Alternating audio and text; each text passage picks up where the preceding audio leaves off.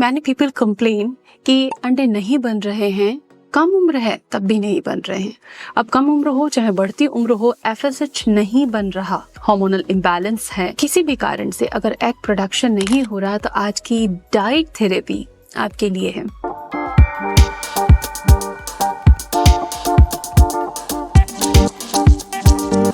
Hello and welcome again friends, आप सभी के स्वास्थ्य के लिए, बेहतर स्वास्थ्य के लिए और आपके परिवार के बेहतर स्वास्थ्य के लिए हम कुछ अमेजिंग रेसिपीज लेकर आते हैं और वो प्लेटफॉर्म है आपका new YouTube channel Prerna's diet clinic.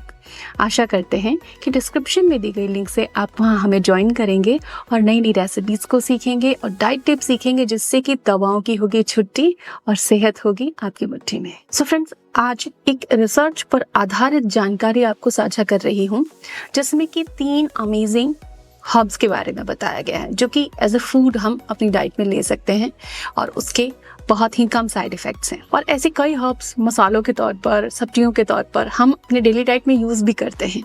लेकिन अगर आपके अंडे नहीं बन रहे हैं तो ये 3 चीज़ें आपके लिए वरदान की तरह हैं जो कि आप यूज़ कर सकते हैं। इसमें से कोई भी एक चीज़ आप यूज़ करना शुरू कर सकते हैं फॉलिकुलर फेज में, यानी कि पीरियड के दूसरे-तीसरे दिन से लगाकर ओव्यूलेशन तक आपको फॉलिकुलर फेज में इसको यूज़ करना है। हर महीने इसी साइकिल में आपको इसे रिपीट करना है। तो उसकी सारी साइंटिफिक इन्फॉर्मेशन अभी मैं आपको साझा करूंगी। अंडे क्यों नहीं बनते? अंडे बनाने वाला हार्मोन कौन सा होता है? फॉलिकुलर स्टिमुलेटिंग हार्मोन, एस्ट्रोजन का सही स्तर आपके अंडों के निर्माण के लिए जिम्मेदार होता है, लेकिन सही तरीके से एस्ट्रोजन का इंप्रूवमेंट नहीं होता है फॉलिकुलर फेज में।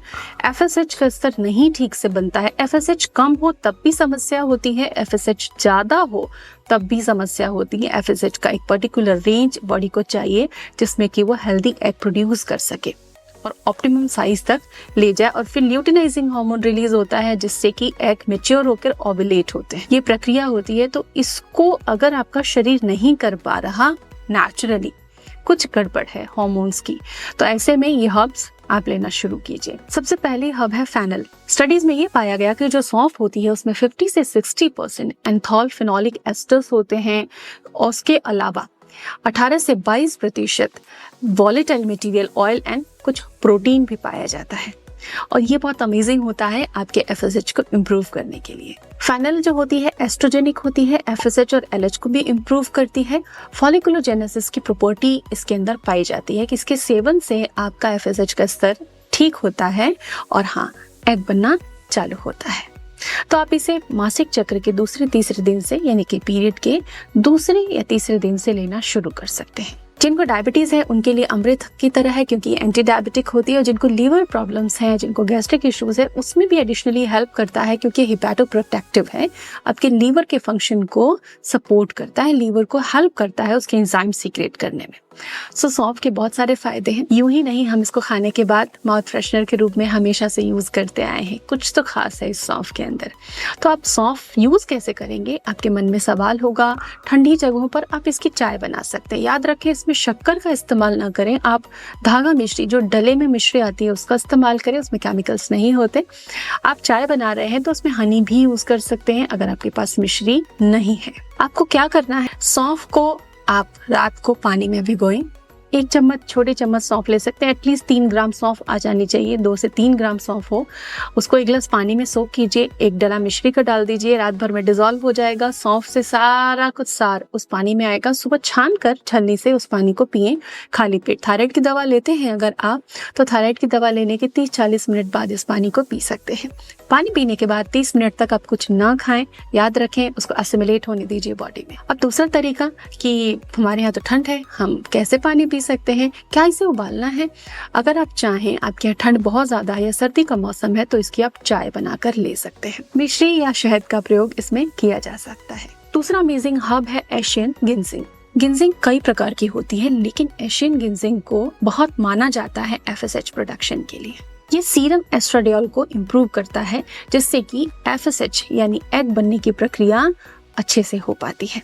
इसकी खासियत क्या है, इसको किन लोगों को लेना चाहिए? जो PCOD के पेशेंट हैं, उनके फॉर्मुलेशन में, आयुर्वेदिक फॉर्मुलेशन में इसको शामिल किया जाता है। जिनको ओव्यूलेशन नहीं होता, ओव्यूलेटरी डिसफंक्शनलिटी है, ओव्यूलेट नहीं कर पाती है वो महिलाएं, उनको दिया जाता है। जिनको कि वैजाइनल डिस्चार्ज बनता ही नहीं है, जिनका बॉडी पीएच डिस्टर्ब रहता है, जिनको एंजाइटी, स्ट्रेस, इंसोम्निया, नींद न आने की समस्या है। तो ये एक कंडीशन है प्रॉब्लम्स की कि ओव्यूलेटरी डिसफंक्शनलिटी किस कारण से, स्ट्रेस, एंजाइटी की वजह से हार्मोन प्रोडक्शन नहीं है, तो ऐसे में एशियन गिंजिंग दिया जाता है।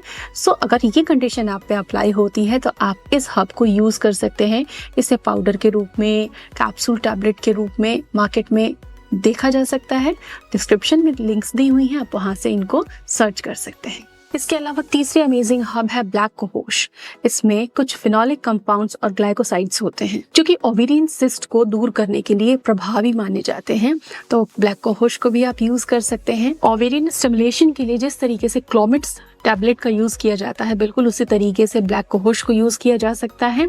किसी भी इंग्लिश मेडिसिन के साथ में आप इन्हें कंबाइन ना करें, क्योंकि हर्ब्स भी सेम इफेक्ट देती हैं, तो आपकी बॉडी पर साइड इफेक्ट हो सकते हैं दवाओं के साथ।